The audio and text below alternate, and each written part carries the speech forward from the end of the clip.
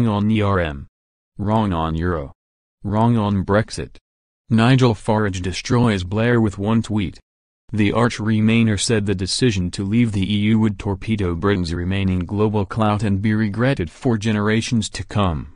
Mr. Blair, Labour Prime Minister from 1997 to 2007, said Britain would be poorer and weaker, and he warns Theresa May had solved none of the problems over Northern Ireland's post-Brexit status.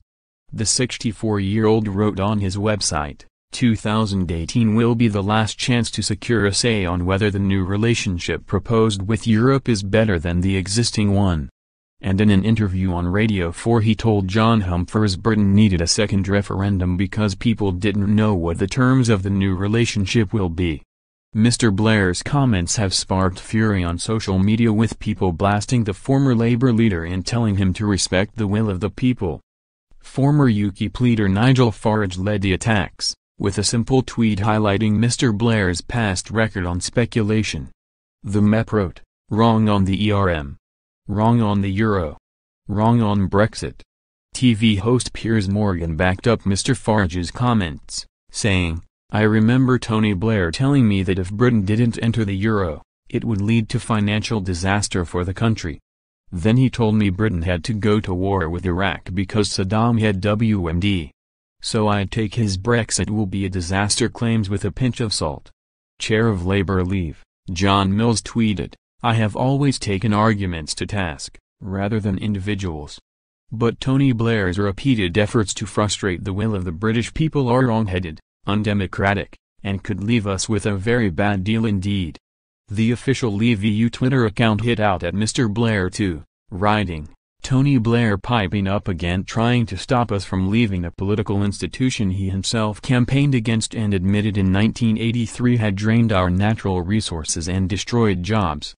UKIP MEP Patrick O'Flynn accused Mr. Blair of simply wanting an EU superstate.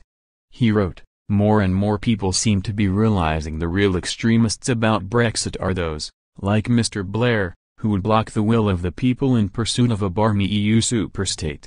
More and more people seem to be realizing the real extremists about Brexit are those, like Blair, who would block the will of the people in pursuit of a barmy EU superstate.